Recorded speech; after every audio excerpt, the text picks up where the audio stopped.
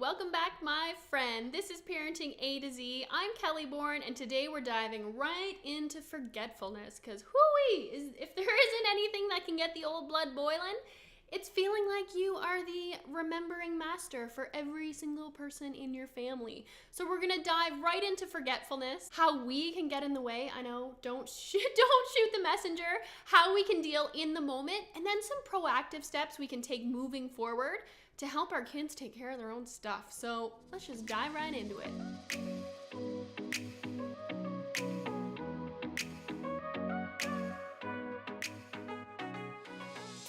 So let's get real here for a second, right off the top.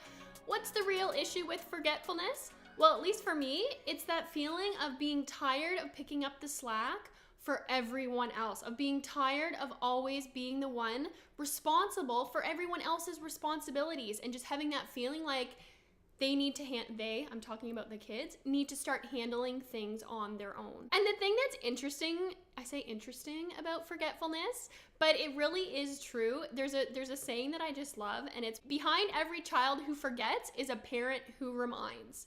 And hello, is that not the truth? Because really what we're doing, I know we think we're helping our kids and we think we're saving the day in a lot of cases by remembering the lunches and remembering the backpacks and remembering the library books.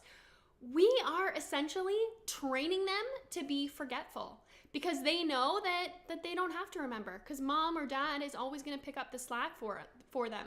So the more that we continue to do this, they are never going to have the chance to learn the consequence of what it's like to forget their lunch or what it's like to forget their backpack or their library book or their hockey equipment or whatever it is. So just even hearing that, the first time I heard that was a huge aha moment for me. So as far as how to deal in the moment, I think the first thing is just recognizing that we have different perspectives and different viewpoints as our kids. We hold different things as being important than they do. We may be all up in their grill about forgetting something that they actually don't even care about, or something that they don't want to play with, or they don't need, or whatever it is. And in those cases, it's just a matter of backing off and like live and let live. So that's the first thing just to notice is who owns this problem? Is this actually even a problem? Or is this just something that I am trying to control or micromanage? I know every time I say stuff like that, I feel myself, I'm bracing myself, but you guys know me by now that I've been in this situation with you too. I think we can all have those tendencies. It's just about having that awareness. And then the next thing, when we have started to let go a little bit, let our kids start taking on some more responsibility, it doesn't mean we're totally like washing our hands of them and being like, oh, well, too bad for you. You're responsible for your lunch now. I don't care. You still need to be really supportive and still need to help them through, because you know what? They are going to make mistakes. Heck, we still make mistakes, right? Every single day. Half the time I can't find my car keys, right? We are all forgetful from time to time.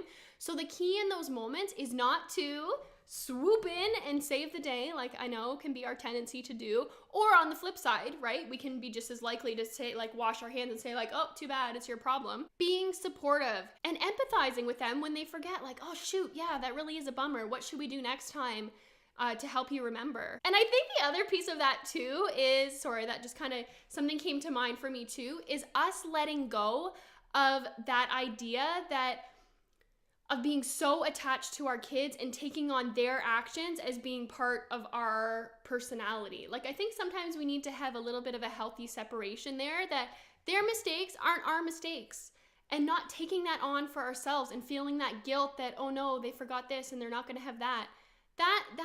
That's theirs. That's theirs to own. That's not ours to own. We can be there to support them through it, but when we start taking all of that on ourselves, like even as I'm doing this, it's like you feel like you're being buried.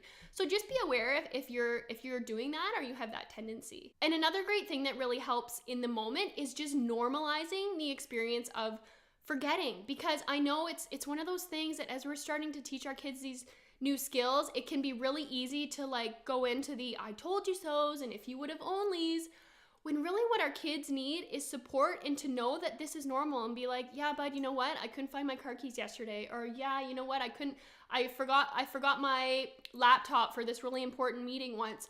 Just showing that it is normal to forget. There's nothing wrong with them and that it's okay. It's absolutely okay to make mistakes. We just gotta pick ourselves up and keep on trucking. I'm full of all these weird sayings. I know, sorry guys, bear with me. But normalizing their experience, so key. Okay, and then as far as encouraging their independence and encouraging boosting up their sense of personal responsibility moving forward, a really key thing is using positive language. So instead of focusing on the negative of, did you forget this and you don't want to forget that, flip it and instead focus on what do you need for soccer practice, or what do you need to get out the door before we go to school, or how much time do you need for homework tonight. Making that switch to the positive, again, so key. It's just so much more encouraging than someone who it's like always coming down on you or pointing out mistakes. So try making that flip to focusing on what your kids need, what they need to get out of the door, how much time they need for homework, keeping it really positive, and it just feels good. Positive just feels good. And then the next piece is encouragement. When they do remember, when they do tackle things on their own, it's like, wow, bud, you got ready for outdoor play all on your own, you did it. Or bud, wow, you got your homework done and it's not even supper. Like just pointing out the positives and pointing out that, wow, you notice that they took on that extra bit of independence. You notice that they took on that extra bit of responsibility. When we feel that, when we get acknowledged, it just fuels more of it because it feels good. So it's all about making responsibility and independence feel good and be fun, because then we will naturally be motivated to continue in that vein. The other thing too, to really help set your kids up for success moving forward, is to help beef up their organizational skills. Because sometimes I think we can, well, I know that we do, well, I hope that I'm not the only one who does this. We can have these expectations that our kids are just gonna know how to be organized and they're gonna know what to do, but they need to learn these skills. Like, we've got like 20, 30 plus years experience on them for figuring out how to pack a bag ahead of time, how to set a timer to make sure we're out the door on time, how to declutter our toy room or our closet so that we're not drowning in toys and clothes and having a hard time keeping things together. All these little tips and organizational strategies, work on teaching them to your kids, sitting down and making a list of, okay, what do we need in the morning before school? And you can even do that in creating routines. Okay, what's our bedtime routine gonna be? And making a little list with them. Just really setting them up for success, or setting a timer in the morning to help them so they know, okay, when we did this with our kids, even from the time they were like 2 years old, for our morning routine. Okay, we have until 7 for breakfast, and then we have to be coming downstairs at 7:15 to put on our clothes to get out the door. Like, having those little mini deadlines rather than like the hard deadline of having to be out the door at 7:30 or 7:45.